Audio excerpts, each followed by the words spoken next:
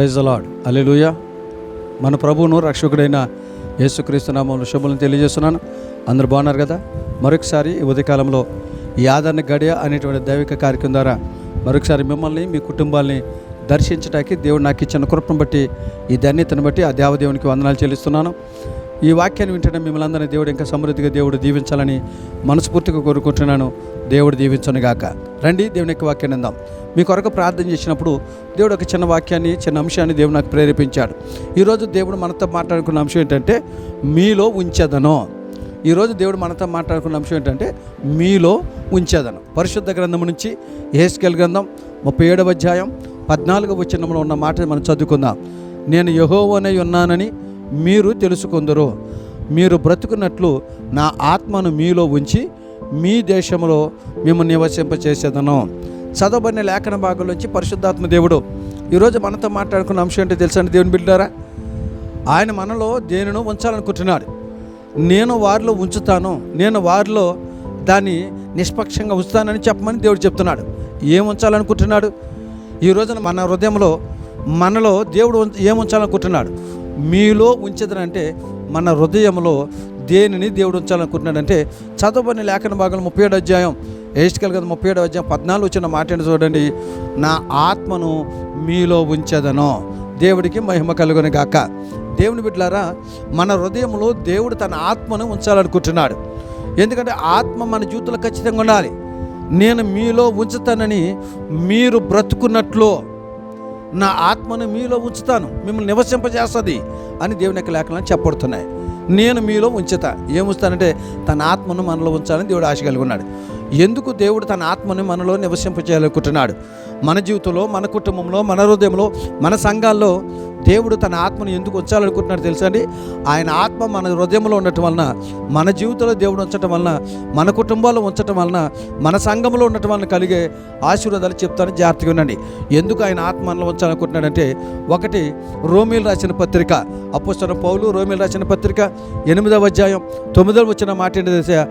మనలను ఆయన వారిగా చేయటానికి ఆత్మ మనలో ఉంచబోతున్నాడు. ఎవరి హృదయములు అయితే, ఎవరి జీవితంలో అయితే ఆత్మ ఉంటుందో, ఆత్మను దేవుడు ఉంచుతాడో వారు ఆయన వారిగా మార్చబడుతారు గాక. ఈరోజు దేవుడు తన ఆత్మను మన మధ్యలో ఎందుకు ఉంచుతా అంటున్నాడు? పరిశుద్ధాత్మను ఎందుకు మన మధ్యలో ఉంచాలనుకుని తెలుసా? ఆయన ఆత్మ ఎవరి జీవితంలో ఉంటుందో, ఏ కుటుంబంలో ఉంటుందో, ఏ సంఘంలో ఉంటుందో వారు ఆయన వారిగా మారుతారు. పరిశుద్ధాత్మ లేనివాడు నా వాడు కాదని లేఖనాలు చెప్పబడుతున్నాయి కదా.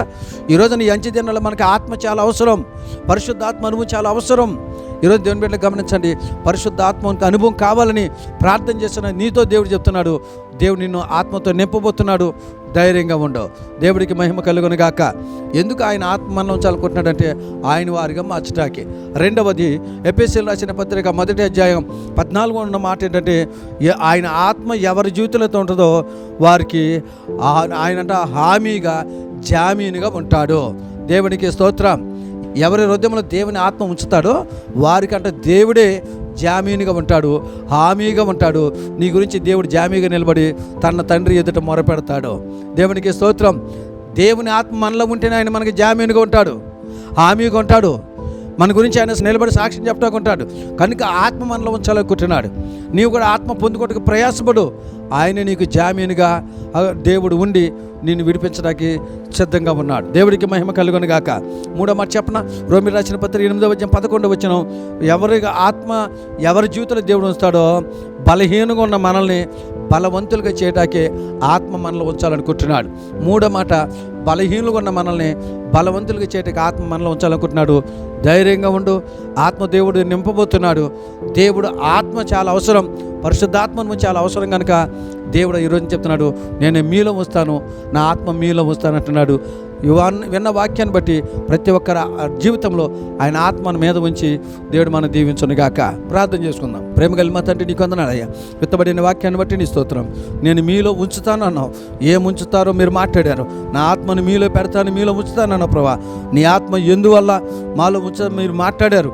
నీ ఆత్మ మాలో ఉంటే నాయన మీరు మాకు జామీనుగా ఉంటారన్నారు, నీ వారుగా మార్చబడతావు అన్నారు, బలవంతులుగా చేస్తానని చెప్పారు. కనుక ఆత్మ మాలో ఉంచి గొప్ప కార్యాలు జరిగించమని యేసు నామములో అడిగి పొంది ఉన్నాం తండ్రి, ఆమెన్. ప్రభుపేట మరొకసారి వందనాలు చెల్లిస్తున్నాను. దేవుడు మిమ్మల్ని దీవించాలని, దేవుడు ఆరోగ్యంలో కోరుకుంటున్నాను. ఇంకా సబ్స్క్రైబ్ చేయండి, బెల్ ప్రెస్ చేయండి, అనేకమంది తెలియపరచండి. ఈ స్క్రీన్ మీద కనిపిన నెంబర్ ఫోన్ చేయండి.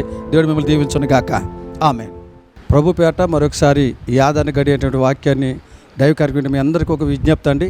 దేవుని బిడ్డలారా గమనించండి. ప్రతి సంవత్సరము మరి మాకు మహిమా చర్చి మినిస్ట్రీ ఆగిరిపల్లిలో దేవుడు సంవత్సరం అంతా కాపాడిన సందర్భంగా ప్రతి సంవత్సరం 4 రాత్రులు ఉపవాస ప్రార్థనలు ఏర్పాటు చేస్తాం. అలాగే ఈ సంవత్సరం కూడా అక్టోబర్ నెల 8, 9, 10, 11 తారీఖుల్లో దేవుడు మా పరిచయాన్ని ప్రేమించి 4 రాత్రులు ఉపవాస ప్రార్థనలు ఏర్పాటు చేయడం జరిగింది. 4 రాత్రులు అంటే పగటికాలం ఉండదు. అభిషేకించబడిన దేవజనులు 4 రోజులు వస్తారు. గొప్ప ఆరాధన జరుగుద్ది. ప్రార్థన విజ్ఞాపనలు మీరు ఉంటే తెలియజేయండి. వారి కొరకు మేము ప్రార్థన చేస్తాం. మా కోరిక ఏంటంటే మీరందరూ కూడా చక్కగా ఈ ఉపవాస ప్రార్థనలు పార్టిసిపేట్ చేయండి. అవకాశం ఉంటే రండి. లేదంటే దేవుని యొక్క వాక్యం లైవ్లో వస్తుంది, లైవ్లో వీక్షించండి, ప్రార్థన చేయండి, అనేకం తెలియపరచండి. మీ ప్రార్థన మాకు తెలియపరచండి. గొప్ప ఉద్యోగాల ఆరాధన జరుగుద్ది. ప్రతిరోజు రాత్రి 7:30 గంటలకు ప్రారంభించబడుతుంది. 4 రాత్రులు అక్టోబర్లో ఉపవాస ప్రార్థన ఏర్పడడం జరిగింది. దాని కొరకు ప్రార్థన చేయండి. దేవుడు మిమ్మల్ని అందరిని దీవించును గాక. Praise the lord.